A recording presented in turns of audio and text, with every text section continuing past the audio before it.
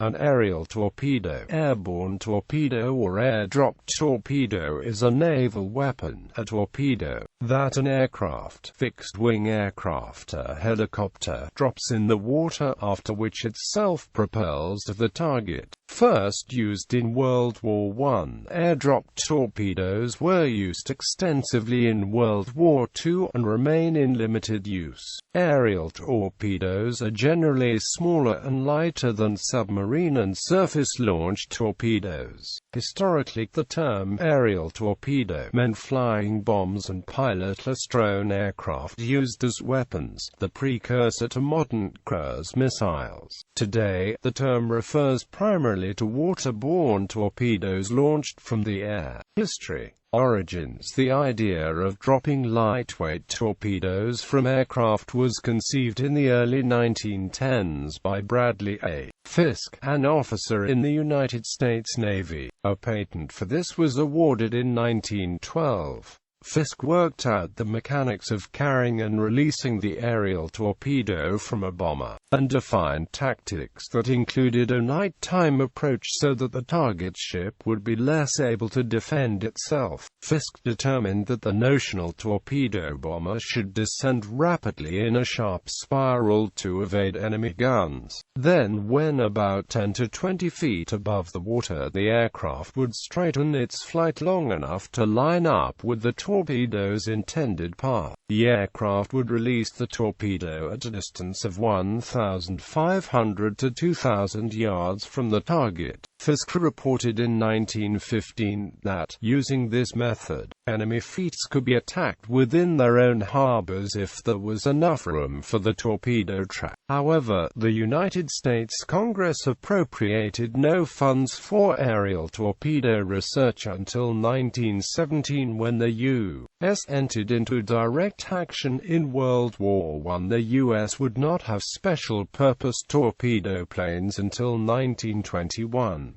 First torpedo aircraft. Meanwhile, the Royal Naval Air Service began actively experimenting with this possibility. The first successful aerial torpedo drop was performed by Gordon Bell in 1914, dropping a Whitehead torpedo from a short S-64 seaplane. The success of these experiments led to the construction of the first purpose-built operational torpedo aircraft, the short Type 184, built from 1915. An order for 10 aircraft was placed, and 936 aircraft were built by 10 different British aircraft companies during the First World War. The two prototype aircraft were embarked upon HMS Ben Micree, which sailed for the Aegean on the 21st of March 1915 to take part in the Gallipoli campaign. Around the same time of the Royal Navy experiments in Italy, Captain Alessandro Guidoni of the Regia Marina was conducting similar trials since 1913, with the help of inventor Rasul Pateras Pescara, and in February 1914 successfully dropped an 800-pound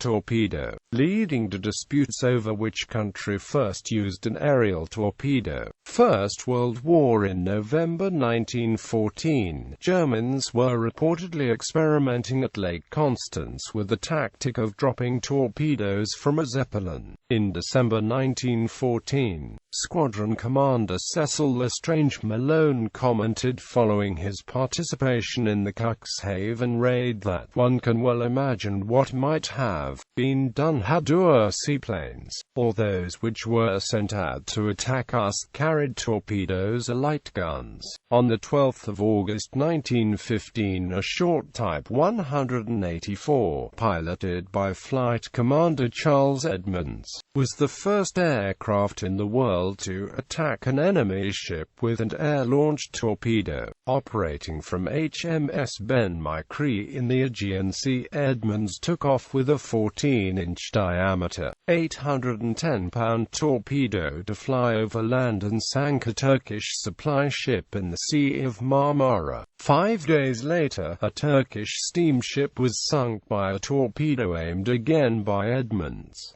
His formation mate, Flight Lieutenant G. B. Dacre sank a Turkish tugboat after being forced to land on the water with engine trouble. Dacre taxied toward the tugboat, released his torpedo and was then able to take off and return to Ben Micree. A limitation to using the shot more widely as a torpedo bomber was that it could only take off carrying a torpedo in conditions of perfect flying, weather and calm seas, and, with that load, could only fly for a little more than 45 minutes before running out of fuel. On May 1, 1917, a German seaplane loosed a torpedo and sank the 2,784 long-ton British steamship Gina off Suffolk. A second German seaplane was downed by gunfire from the sinking Gina. German torpedo bomber squadrons were subsequently assembled at Ostend and Zeebrugge for further action in the North Sea.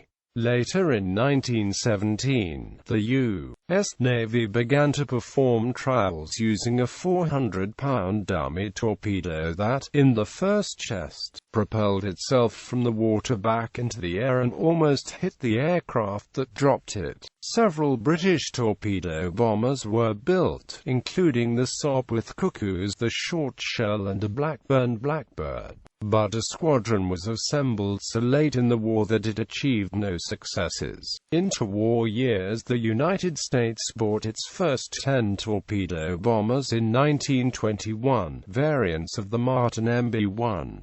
The squadron of U.S. Navy and Marine flyers was based at Naval Weapons Station Yorktown. General Billy Mitchell suggested arming the torpedo bombers with live warheads as part of Project B, but the Navy was only curious about aerial bomb damage effects. Instead, a trial using dummy heads on the torpedoes was carried out against a foursome of battleships steaming at 17 knots. The torpedo bombers scored well. In 1931, the Japanese Navy developed the Type 91 torpedo, intended for a torpedo bomber to drop from a height of 330 feet and a speed of 100 knots. In 1936, the torpedo was given wooden attachments to the tail to increase its aerodynamic qualities. These attachments were shed upon hitting the water. By 1937, with the addition of a breakaway wooden damper at the nose, the torpedo could be dropped from 660 feet and a speed of 120 knots. Tactical doctrine determined in 1938 that the Type 91 aerial torpedo should be released at a distance of 3,300 feet from the target. As well, the Japanese Navy developed night attack and massed day attack doctrine, and coordinated aerial torpedo attacks between land and carrier-based torpedo bombers. The Japanese divided the bomber squadrons into two groups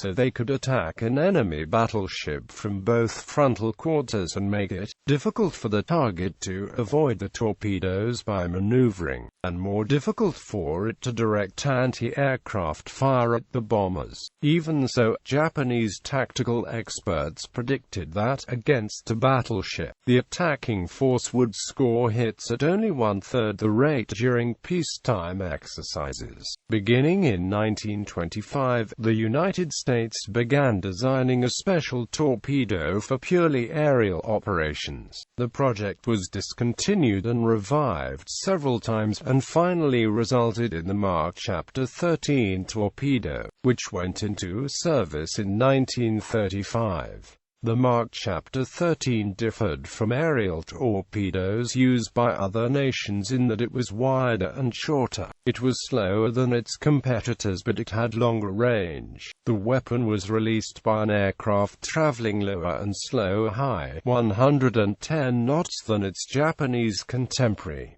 World War II. On the night of November 11–12, 1940, Swordfish biplane torpedo bombers of the British Fleet Air Arm sank 3 Italian battleships at the Battle of Taranto using a combination of torpedoes and bombs. In the course of the chase of the German battleship Bismarck, torpedo strikes were attempted in very bad seas, and one of these damaged her rudder, allowing the British fleet to catch her. The standard British Sherborne torpedo for the first half of World War II was the 18-inch Mark 12, a 450 mm diameter design weighing 1,548 pounds with an explosive charge of 388 pounds of trinitrotoluene. German aerial torpedo development lagged behind other belligerents, a continuation of neglect of the category during the 1930s.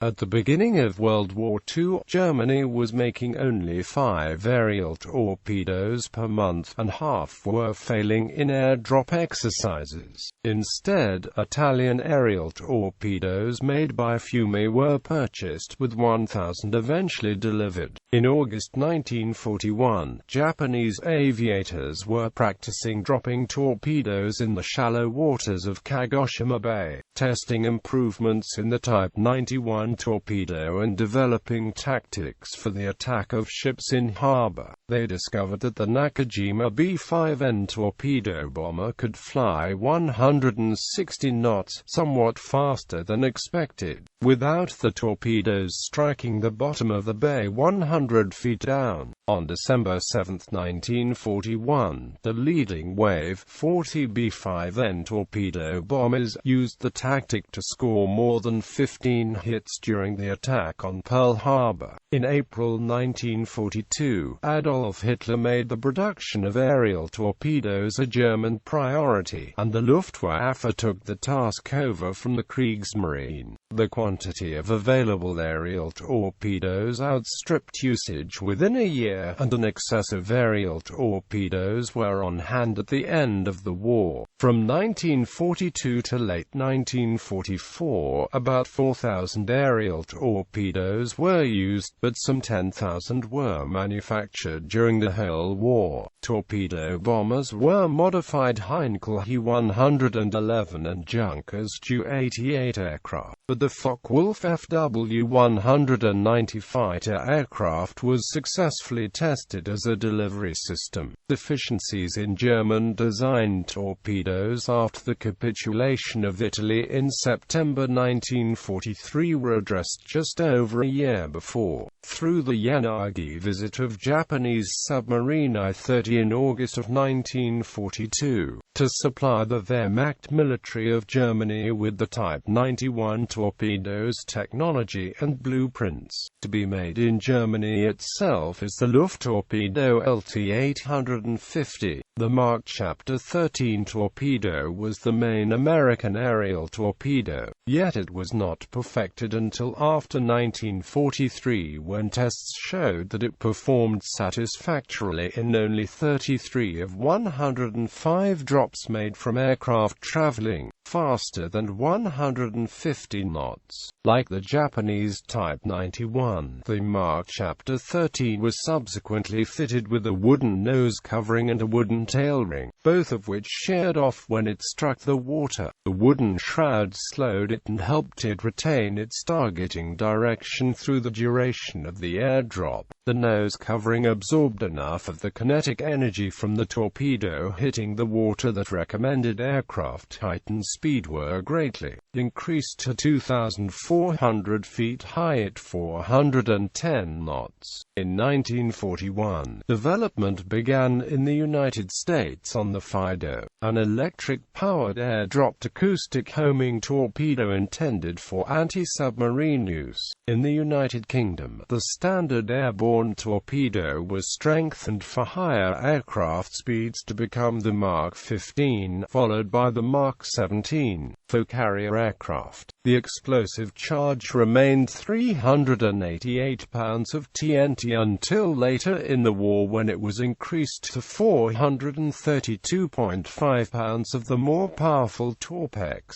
During World War II, U.S. carrier-based torpedo bombers made 1,287 attacks against ships, 65% against warships, and scored hits 40% of the time. However, the low slow approach required for torpedo bombing made the bombers easy targets for defended ships during the Battle of Midway. For example, virtually all of the American torpedo bombers were shot down. Korean War. After World War II, anti-aircraft defenses were sufficiently improved to render aerial torpedo attacks suicidal. Lightweight aerial torpedoes were disposed or adapted to small attack boat usage. The only significant employment of aerial torpedoes was in anti-submarine warfare. During the Korean War, the United States Navy successfully disabled the Hwashin Dam with aerial torpedoes launched from A-1 Skyriders. Modern weapons. Since the advent of practical anti-ship missiles technology, aerial torpedoes have largely been reduced to use in anti-submarine warfare. Missiles are generally much faster, with longer range, and do not have the same launch altitude limitation of aerial torpedoes. Some modern aerial anti-submarine torpedoes have the necessary guidance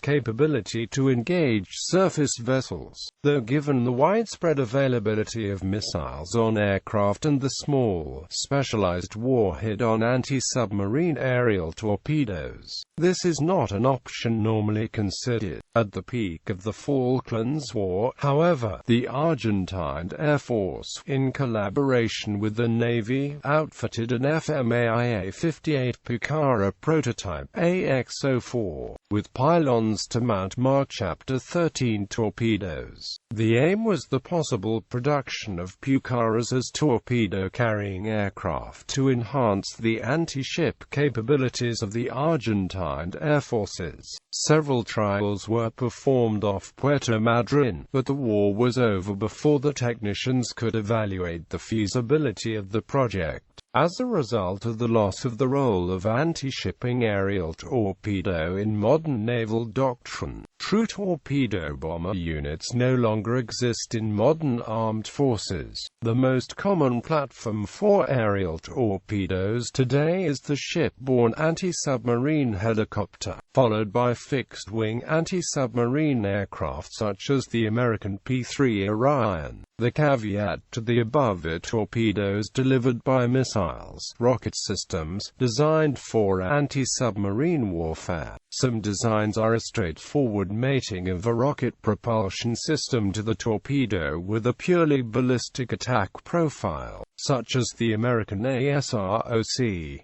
More complex, aerial drone-based system with autopilot have also been deployed, such as the Australian Akara. Most such systems are designed to deploy from surface ships, though exceptions exist such as the Soviet Navy RPK-2V Yuga, which can be launched from both surface ships and submarines. Given the relatively soft nature of submarines, modern anti-submarine aerial torpedoes are much smaller than anti-ship aerial torpedoes of the past, and often classified as lightweight torpedoes. They are also often of cross-platform design, able to deploy from both aircraft and surface ships. Examples include the American Mark Chapter 46, Mark Chapter 50 and Mark Chapter 54 torpedoes. There are few if any aerial torpedo designs that are also used by submarines, owing to the significantly reduced size and thus capability of aerial torpedoes compared with the full-sized submarine counterparts such as the American Mark Chapter 48 torpedo. Design. A successful aerial-launched torpedo design needs to account for the distance it travels through the air before entering the water, the heavy impact with the water. The Japanese Type 91 torpedo used aerodynamic tail stabilizers in the air. These stabilizers were shed off when it entered the water, and a new control system stabilized the rolling motion by counter-steering both in the air and the water. The Type 91 torpedo could be released at speed of 180 knots from 20 meters into shallow water, but also at 204 knots into choppy waves of a rather heavy sea.